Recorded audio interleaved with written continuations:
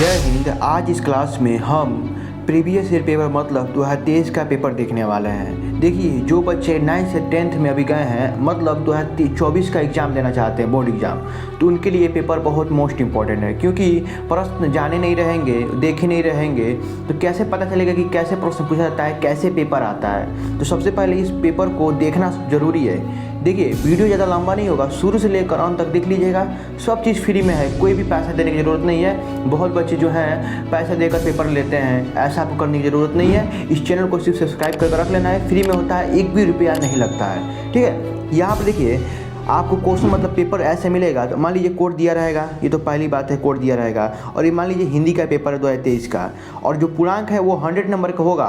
30 number तो school की तरफ से मिलेगा और 70 नंबर का ये आपको जो पेपर है वो करना पड़ेगा। इसमें आपको 15 मिनट जो है 15 मतलब इसको पढ़ने के लिए दिया जाता है, और 3 घंटा जो है इसको पेपर को करने के लिए दिया, मतलब इसको सॉल्व करने के लिए दिया जाता है। यहाँ पर समझिए, यहाँ पर पूरा समझना क्या चीज़ है, एक चीज़ समझना बहुत ज़रूरी है। देखिए, यहाँ पर लिखा है कि सभी प्रश्न अनिवार्य है, मतलब कोई भी ऐसा प्रश्न नहीं है कि जिसको करना नहीं है आपको, मतलब सभी प्रश्न करना है। और देखिए, दूसरा यहाँ पर निर्देश दिया गया है, क्या दिया गया है कि इस प्रश्न पत्र के 2 खंड है, एक अ है और एक ब है। ये समझना बहुत ज़रूरी है, एक अ है, एक ब है।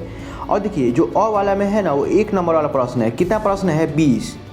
जो यहाँ पर स्पष्ट लिखा हुआ कि जो 1 नंबर जो यहाँ पर कहा गया कि 1 अंक वाला प्रश्न 20 है, और 20 बहुविकल्पी के लिए प्रश्न है जो OMR पर करना होगा। देखिए, कॉपी में आपको नहीं करना है, OMR कॉपी पे नहीं करना है। ये पेज मिलता है अलग साइड से, वो उस पर करना होता है। या जल्दीबाजी में ये नहीं कि OMR जो है वो यहाँ पर मतलब कॉपी में भर दे, ये नहीं करना आपको। कॉपी अलग से दिया जाएगा OMR का। ठीक है, यहाँ पर देखिए, चौथा निर्देश यह दिया गया है कि खंड अ के पढ़ते जो प्रश्न जो हैं निर्देश पढ़कर OMR पर उत्तर पुस्तिका पर न दे। मतलब यहाँ पर स्पष्ट लिखा हुआ है कि हम क्या बोल रहे हैं, पहले ही बता चुके हैं। जो OMR वाला प्रश्न है ये कॉपी अलग साइड से मिलता है, ये कॉपी पर इसको न दें। और यहाँ पर ये भी लिखा गया है कि OMR उत्तर मतलब जो पत्रिका है उत्तर देने से पश्चात न ही काटे। देखिए, यहाँ पर 4 ऐसे दिया जाएगा आपको, ये नहीं कि इसको काट दी, ऐसे नहीं, गलत है तो इसको काट देना, नहीं काटना नहीं है। जो एक सही हो गया तो एक सही हो गया, इसको ना डबल करना है ना,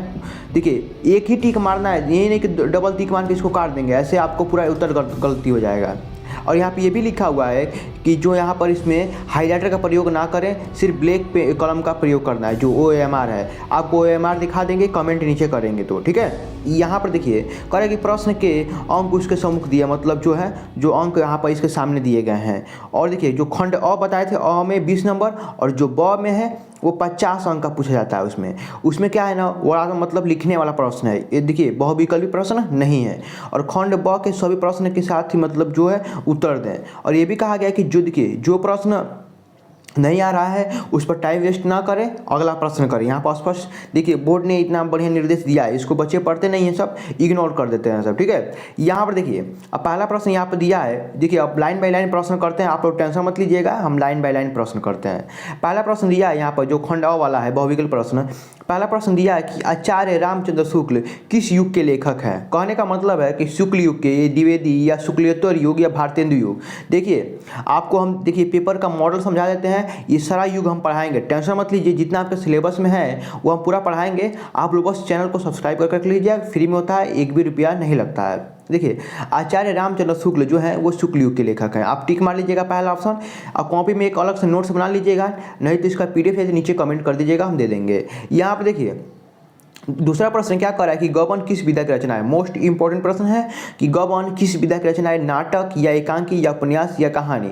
देखिए, जो गबन जो है ना वो उपन्यास विधा की रचना है। आप यहाँ से देखिए नोट भी कर सकते हैं इंपॉर्टेंट क्वेश्चन के तौर पर, और ये भी नोट कर सकते हैं कि हाँ पिछले साल ये प्रश्न पूछा गया था, चाहे स्क्रीनशॉट भी ले सकते हैं। देखिए, टेलीग्राम का जो लिंक है डिस्क्रिप्शन में डाल देंगे, वहाँ से देख लीजिएगा, वहाँ से ज्वाइन हो जाएगा, PDF वहीं मिल जाएगा। ठीक है, यहाँ पर देखिए, कंकाल के लेखक कौन है। मोस्ट इंपॉर्टेंट प्रश्न है कि कंकाल के लेखक कौन है, मुंशी प्रेमचंद या जयशंकर प्रसाद जी या निराला जी या जिसे रामचंद्र शुक्ल जी।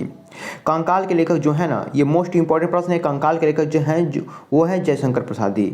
ठीक है, आगे चलते हैं। देखिए चौथा प्रश्न क्या कह रहा है ना कि कलम के सिपाही कृति के लेखक, मतलब कलम के सिपाही के लेखक कौन है? धर्मवीर भारती हैं या अज्ञे जी या जैनेंद्र कुमार या अमृत राय।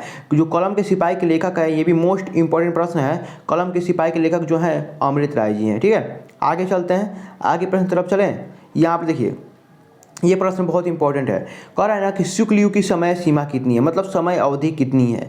1900 से 1918 या 1900 से 1938 या 1936 से 1943 या 1850 से 1900 तक। देखिए ये मोस्ट इंपॉर्टेंट प्रश्न है। देखिए शुक्ल युग की जो समय सीमा है 1919 से 1938 तक है। देखिए ये हर सेट में लड़ता है ये प्रश्न। इस प्रश्न को आपको अच्छे से तैयार कर लेना है। ये नहीं कि जो हम बता रहे हैं तो ये हवा में उड़ा देना है। एक नोट्स बना लेना है अलग, ऑनलाइन के लिए अलग, ऑफलाइन के लिए अलग और कॉलेज के लिए अलग। ठीक है, यहाँ पर देखिए छठा प्रश्न क्या कर रहा है कि साकेत रचना, मतलब साकेत किसकी रचना है? महादेवी वर्मा की या सुमित्रानंदन पंत की या जैनेंद्र कुमार जयशंकर प्रसाद की या मैथिली शरण गुप्त की। देखिए जो इसका राइट आंसर होगा, साकेत के जो रचनाकार हैं, इसका जो राइट आंसर होगा मैथिली शरण गुप्त। आप टिक मारते रहिएगा। ठीक है, आगे चलते हैं प्रश्न की तरफ। ठीक है, सातवां प्रश्न क्या कह रहा है ना कि महादेवी वर्मा जो है किस युग की कवित्री हैं? प्रगतिवादी युग, द्विवेदी युग, क्षयवादी युग या प्रयोगवाद युग। देखिए जितना आपके सिलेबस में युग हम सब पढ़ाएंगे, टेंशन मत लीजिए। ये पेपर का मॉडल समझा रहे हैं आपको। जो महादेवी वर्मा जी हैं ये मोस्ट इंपॉर्टेंट प्रश्न है। ये क्षयवाद युग की लेखिका हैं, मतलब कवित्री हैं।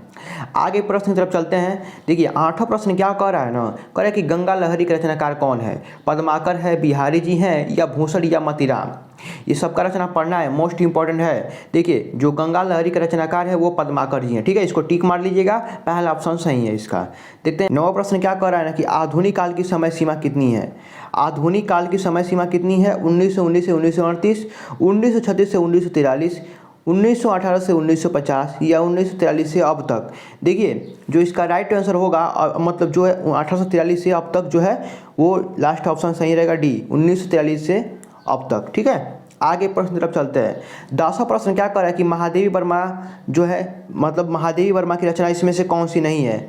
निहार नहीं है या संध्या गीत या युगांत या दीपशिखा। देखिए जो इसका राइट आंसर होगा ये होगा युगांत। ये महादेवी वर्मा की रचना नहीं है। युगांत जो रचना है वो सुमित्रा नंदन पंत की है। सुमित्रा नंदन पंत याद कर लीजिएगा। ठीक है, ये सारा मोस्ट इंपॉर्टेंट प्रश्न है। आगे चलते हैं। 11वां प्रश्न क्या कर रहा है कि हास्य रस का स्थायी भाव क्या होता है? रति, हास्य, निवेद या विस्मय। देखिए इसका राइट आंसर होगा हास्य रस का स्थायी भाव होता है वह हास्य रस। सबको पता है, ये मोस्ट इंपॉर्टेंट प्रश्न है।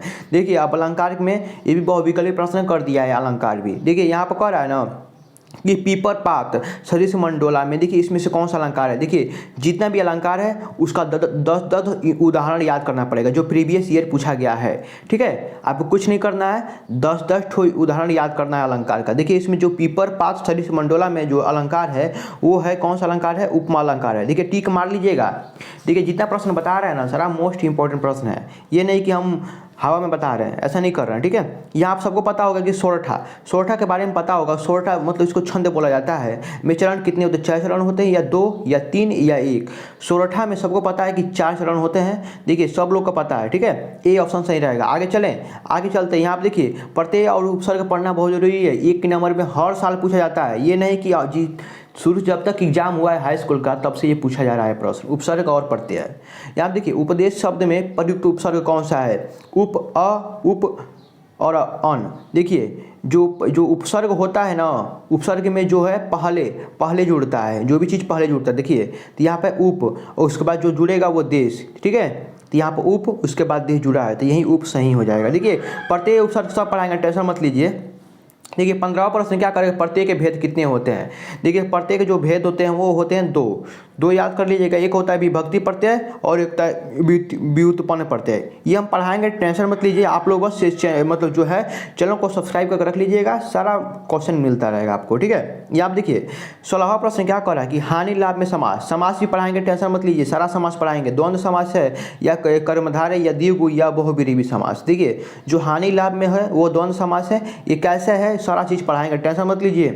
ठीक है, 17वां प्रश्न क्या कर रहा है कि मछली का परिभाषित शब्द क्या है? देखिए आपको मछली का परिभाषित शब्द इसमें से पता नहीं चलेगा, बहुत सारा है। देखिए जो भी परिभाषित याद करेंगे एक परिभाषित का 10 याद करना पड़ेगा। क्यों याद करना पड़ेगा अभी हम बता रहे हैं। देखिए यहाँ पर जो मछली का परिभाषित होता है वो मीन भी होता है और क्या होता है, बहुत सारा चीज़ होता है, मीन भी होता है और मत्स्य भी होता है और झग भी होता है, बल्कि इसमें से कौरा ही परिभाषित शब्द है जो है वो मीन। यहाँ पर देखिए याद कर लीजिएगा, मीन होता है एक, मत्स्य होता है, यहाँ आप देखिए हम बता रहे हैं जितना, मत्स्य होता है, झक होता है और झस होता है और जल जीवन होता है और फरी होता है और मकर। ये याद कर लीजिएगा, ठीक है, जितना बता रहे हैं ये सारा चीज़ याद कर लीजिएगा। आगे चलते हैं, यहाँ आपका कि 18वां प्रश्न क्या करा कि यद्यपि में कौन सी संधि है, यौन संधि है, ये सारा चीज़ पढ़ाएंगे। यौन संधि क्यों है, वृद्धि संधि, दीर्घ संधि या यादृच्छिक संधि, सारा चीज़ पढ़ाएंगे। देखिए 19वां प्रश्न में विभक्ति, ये विभक्ति का एक वन शॉट वीडियो बनाएंगे, टेंशन मत लीजिए, इसका कमेंट करेंगे, वन शॉट वीडियो बनाएंगे, वहाँ पर खत्म कर देंगे। बहुत बच्चे ये विभक्ति छोड़कर चले जाते हैं, मुझे पता है ये याद करने वाली चीज़ है, हम याद नहीं करेंगे, इसको ट्रिक से समझाएंगे, ठीक है। वीडियो कैसा लगा नीचे कमेंट बताइएगा। अगर आप चैनल पर नए हैं, ईमानदारी से आप लोग ना चैनल को सब्सक्राइब कर लीजिएगा, फ्री में होता है, या अपने छोटे बड़े भाई को बोल भी दीजिएगा। यहाँ आप चैनल में सब चीज़ कुछ भी हो जो हो, एक भी रुपया कभी ज़िंदगी में आपसे नहीं लेंगे, ठीक है, जब तक हम इस चैनल पर पढ़ाएंगे। मिलते हैं अगले वीडियो में, तब तक के लिए जय हिंद, जय भारत।